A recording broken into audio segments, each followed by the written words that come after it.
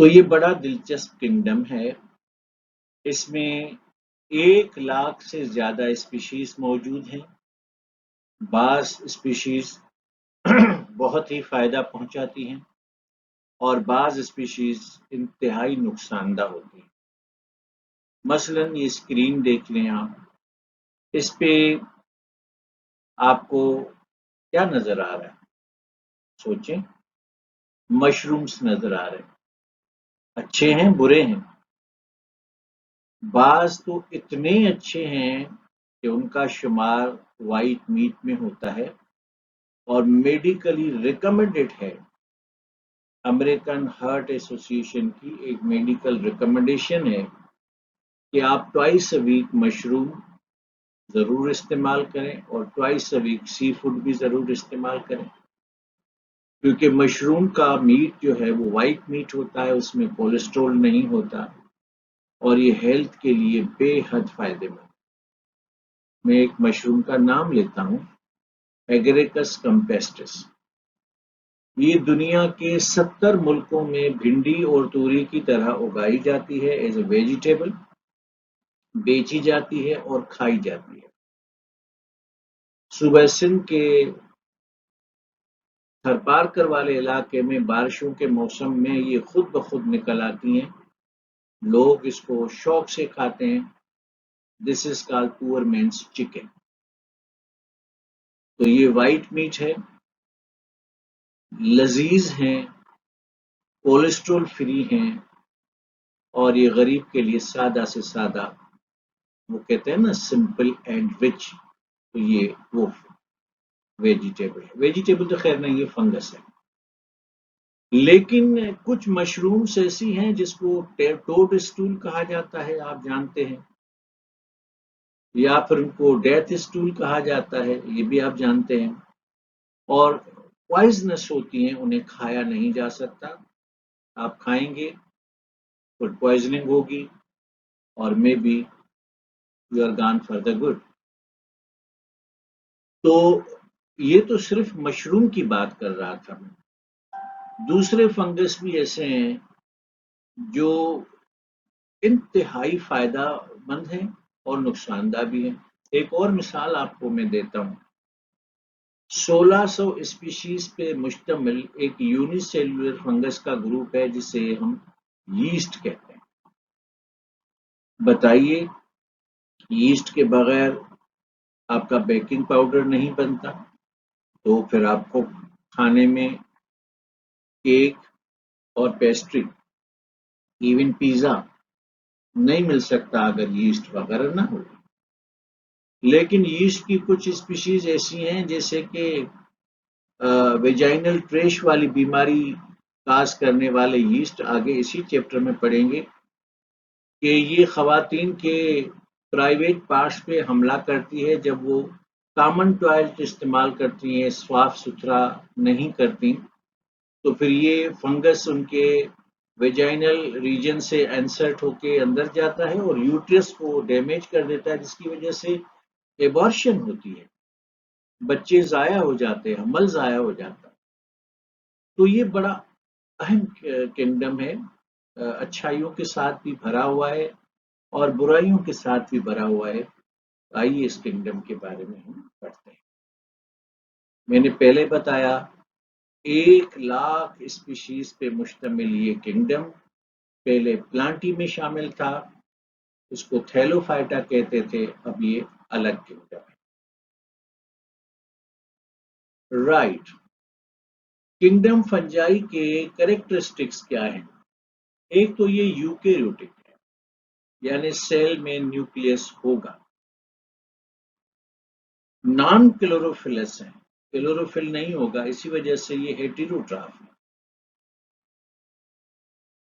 Photosynthesis नहीं कर सकते, जब तो प्लांटी से निकाले गए थे।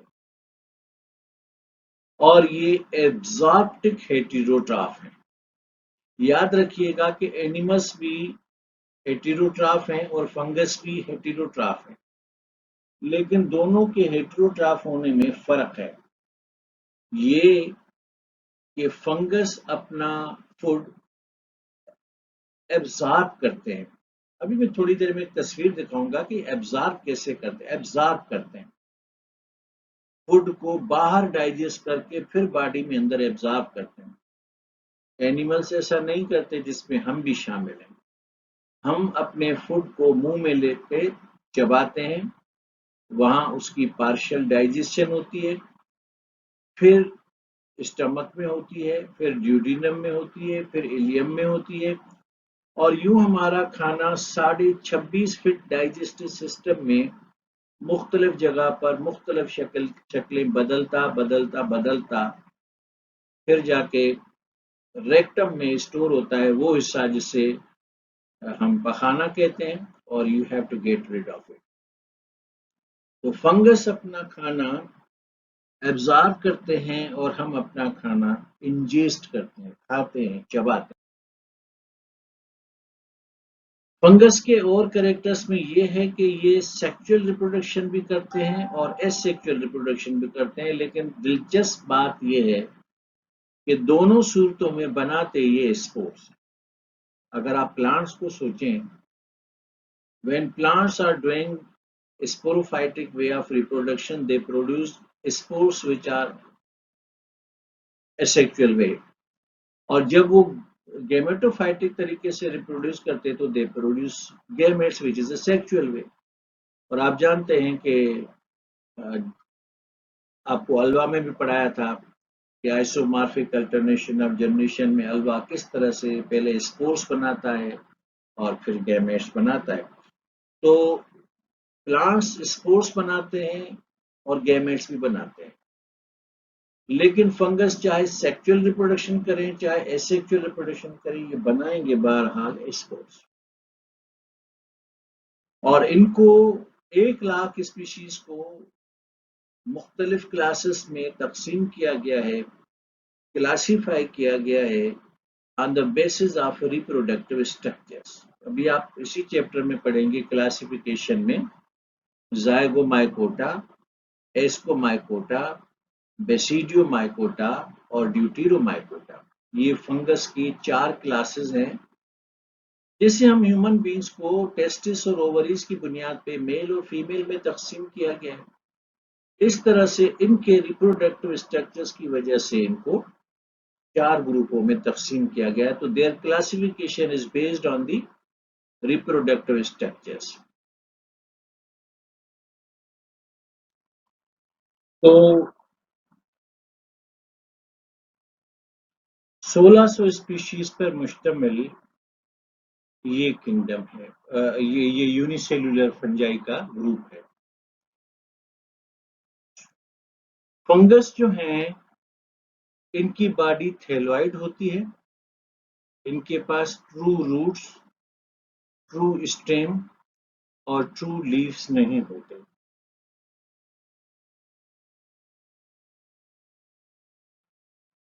ग्रो कहाँ करते हैं? जहां पर थोड़ी सी गर्माइश हो और थोड़ा सा साया भी हो, शेडोई एरिया हो, और वहां मॉइस्चर हो। ये उनके ग्रो करने के लिए आइडियल जगह है।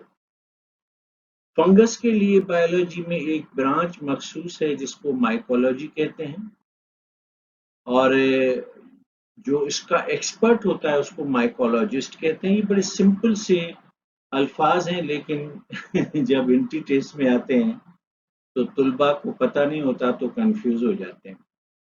फंगीसाइड्स वो केमिकल सब्सटेंसेस होते हैं जो खतरनाक फंगस को ठिकाने लगाने के लिए इस्तेमाल होते हैं।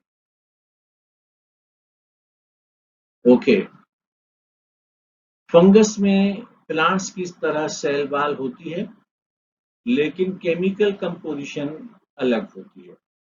प्लांट के सेल वॉल में हेमिसेल्यूलोज, सेल्यूलोज, पेक्टिन और लाइनिन होता है, जिसको लिग्निन भी बोलते हैं। लेकिन फंगस के अंदर जो है वो काइटिन होता है सेल वॉल में, जो कि एक किस्म का पॉलीसेकेराइड कार्बोहाइड्रेट। पहले ही बताया कि बॉडी में चूंकि रूट, स्टेम और लीफ नुमायां नहीं होते, इसलिए इसकी बॉडी थैलस कहलाती है। और ये अपनी बॉडी में 3 किस्म की ब्रांचेस बनाते हैं, जिसको हाइफी कहते हैं। और 3 किस्म की ब्रांचेस जो हाइफी कहलाती हैं, इसमें से एक है रहीज़ोइड, दूसरा है स्पोरेंजियोस्पोर और तीसरा है स्टोलोन। अभी आपको दिखाते हैं।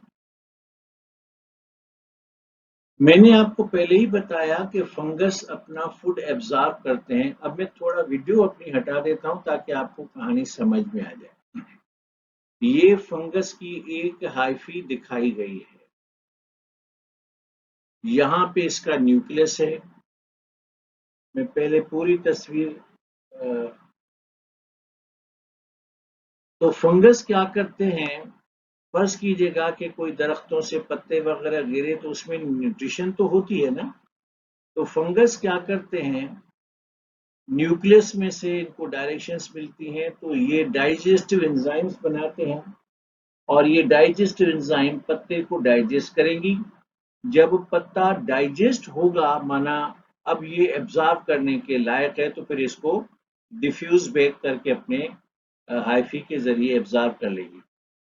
तो गोया इनकी जो हाइफी की टिप्स हैं ये वाली, इधर से एंजाइम्स रिलीज होती हैं, ये किसी भी सबस्ट्रेट को डाइजेस्ट करेंगी। डाइजेस्ट करने के बाद ये सबस्ट्रेट जब एब्जॉर्ब करने के लायक होगा तो ये इसको एब्जॉर्ब करेंगी। तो डियर स्टूडेंट्स, यही पॉइंट था जो मैंने पहले आपको बताया कि फंगस एंजाइम्स फेंकते हैं अपने सबस्ट्रेट पे और बाहर सबस्ट्रेट डाइजेस्ट होता है, फिर इसको एब्जॉर्ब करते हैं। तो ये इनका मुख्तलिफ है तरीका, क्योंकि हम फूड को एब्जॉर्ब नहीं करते, हम अपने फूड को इंजेस्ट करते हैं, फिर बॉडी के मुख्तलिफ जगहों से गुजारते हुए इसको हम डाइजेस्ट करते हैं। अच्छा, कुछ फंगस ऐसे होते हैं जो एडिबल होते हैं, माना खाए जा सकते हैं, मैंने शुरू में ही बताया। और कुछ पॉइजनस होते हैं, डेंजरस होते हैं, इनको खाया नहीं जाता। इनको डेथ स्टूल या टोड स्टूल कहा जाता है। तो फंगस में भी पॉइजन, फंगस में भी एडिबल। अच्छा, बास फंगस ऐसे होते हैं कि जिनकी जो बॉडी की ब्रांचेस होती हैं, जो हाइफी कहलाती है, इसमें ये देखिए सेगमेंट्स नहीं होते, तो ये अनसेप्टेड फंजाई है। और जिनमें सेगमेंट्स होते हैं ये सेप्टेड फंजाई है। जिनमें सेगमेंट्स होते हैं वहां न्यूक्लियस सिर्फ एक होगा पर सेल, तो ये यूनिन्यूक्लिएटेड है। और जहां सेगमेंट्स नहीं है तो सारे न्यूक्लियस इकट्ठे हैं, तो ये मल्टी न्यूक्लिएटेड यानी साइनोसाइटिक फंजाई इन्हें कहा जाता है। फंगस में से बास फंगस ऐसे हैं जो किसी भी दूसरे जानदार से अपनी न्यूट्रिशन हासिल करने के लिए खास किस्म की ब्रांचेस बनाते हैं, जिसे हस्टोरिया कहते हैं। Now you can see here, ये प्लांट के मुख्तलिफ सेल्स हैं और ये फंगस की हाइफी है।